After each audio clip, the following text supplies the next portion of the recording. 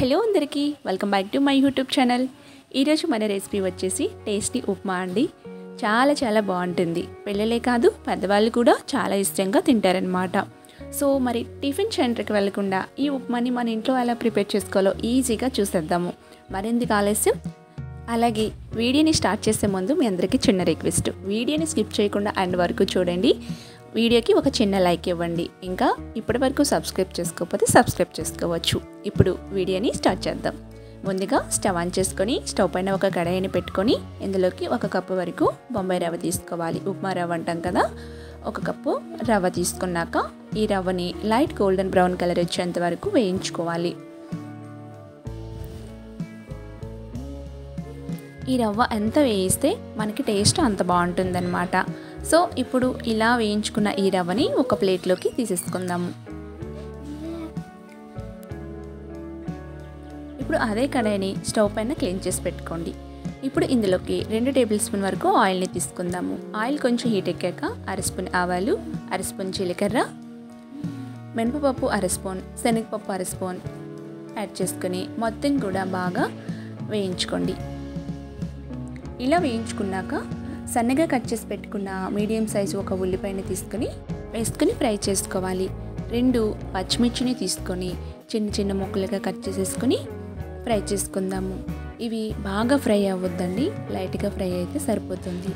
ఇప్పుడు ఇందులోకి 3 లేదా 4 టేబుల్ స్పూన్ వరకు పల్లీలు యాడ్ చేసుకోండి.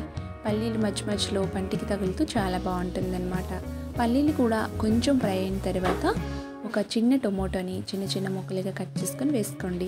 అలాగే 2 టేబుల్ స్పూన్ జీడిపప్పు పలుకులు మీకు నచ్చితే వేసుకోండి. చాలా బాగుంటుంది ఇలా వేసుకోవటం వలన. సో ఇవన్నీ కూడా బాగా ఫ్రై చేసుకొని కొంచెం సాల్ట్ని యాడ్ చేసుకోండి. సాల్ట్ వేసుకొని ఒకసారి బాగా కలుపుకున్న తర్వాత ఇప్పుడు ఇందులోకి వాటర్ వేసుకోవాలి. మనం 1 కప్పు రవ్వకి 3 కప్పుల వరకు వాటర్ని తీసుకుందాము. వాటర్ వేసుకున్న తర్వాత ఇప్పుడు ఇందులోకి సాల్ట్ని వేసుకోండి. ఫస్ట్ సాల్ట్ వేసుకున్నాము. సో అది లైట్గా వేసాం కాబట్టి సరిపోయిందో లేదో ఒకసారి చూసి చెక్ చేసుకొని సాల్ట్ని కొంచెం యాడ్ చూసుకొని వేసుకోండి.